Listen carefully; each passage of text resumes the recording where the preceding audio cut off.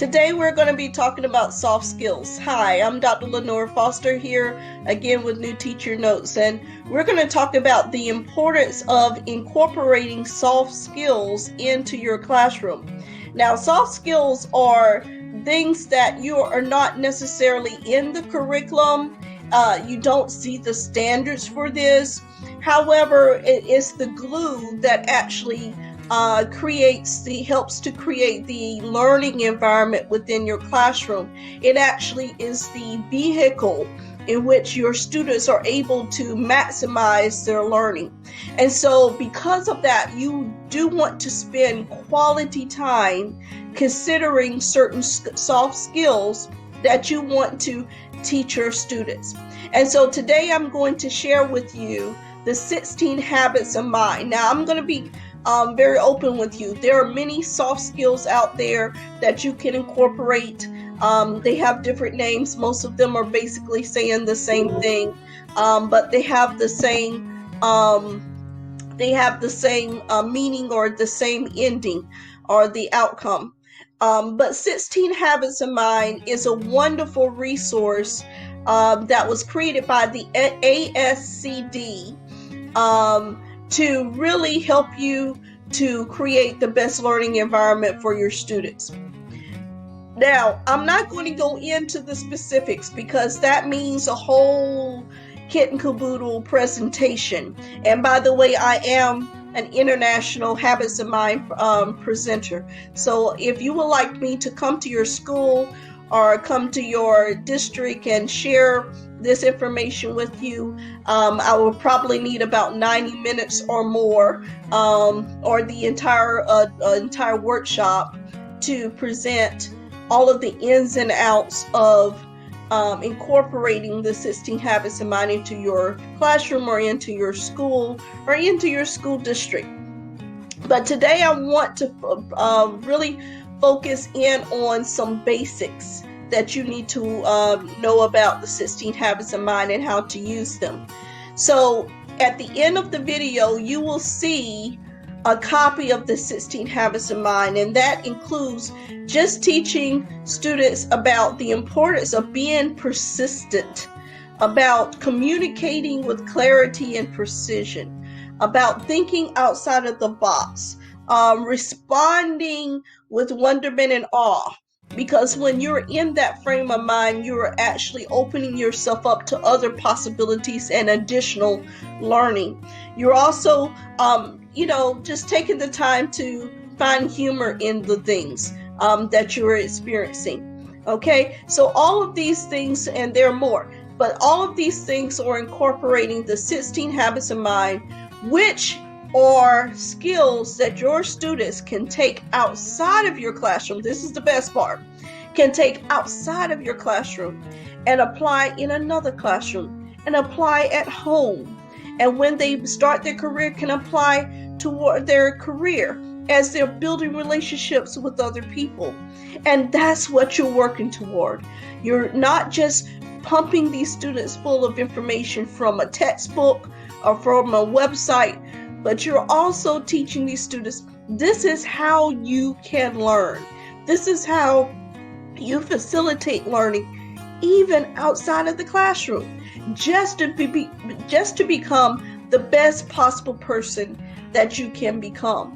Okay, so folks, I'm excited about this, and once again, if you are interested in learning more about this and would love to do a workshop, just contact me, just send me an email, and I will be more than happy to facilitate a workshop with you, whether it's an all-day workshop or a couple of hours, or even if it's just an hour. I would love to share with you some of the inside bits about incorporating 16 Habits of Mind. But here are some of the things, once you look at the list of the 16 Habits of Mind, here are some of the things you can do in your classroom. You can incorporate this in your classroom by, starting off the class period with a bell ringer of reflection about one of the 16 Habits of Mind. You can use the terminology of the 16 Habits of Mind, whenever you see an example of that within your classroom, says, aha, very good. That's an excellent example of finding humor. So you didn't know the answer. You didn't get frustrated. You just found the humor. But I guess what? You're probably going to remember it next time. And everybody else is going to remember it too, because, this is a funny situation. Okay? So point those things out.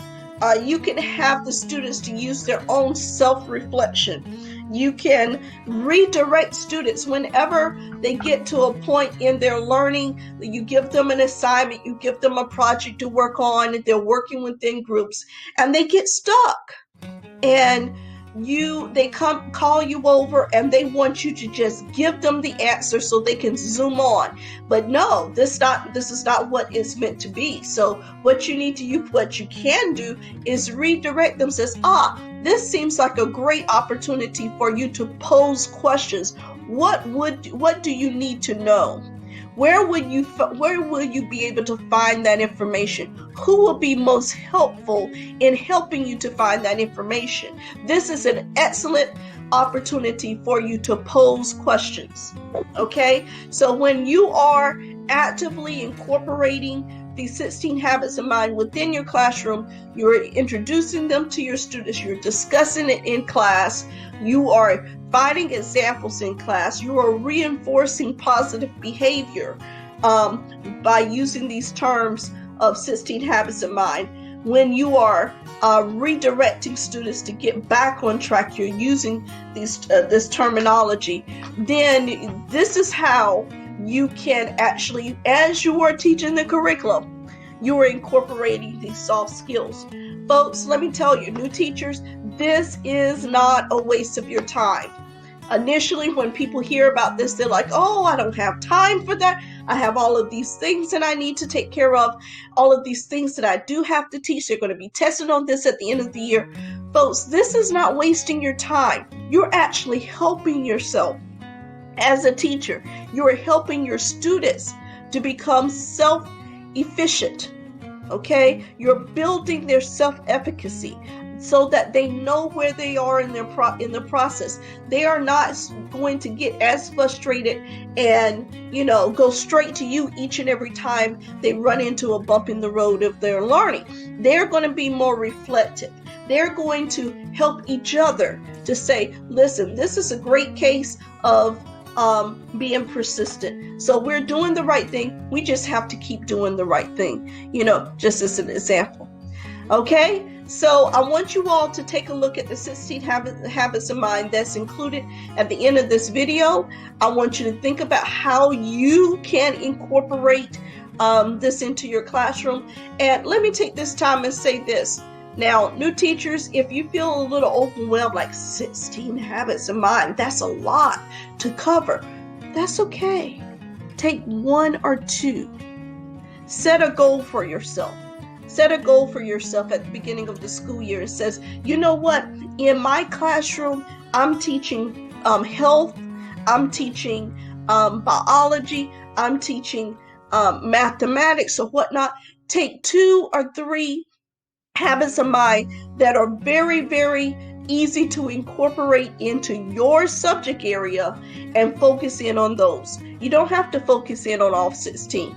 Take the 2 or 3 that is going to be advantageous to your students in your classroom and teach those. Okay? So good luck with that. If you have any questions, if you'd like me to come and do a workshop for you, please send me an email and I'll be more than happy to respond to you and set up a time to do a more in-depth habits of mind presentation. Okay? Until next time. Bye-bye.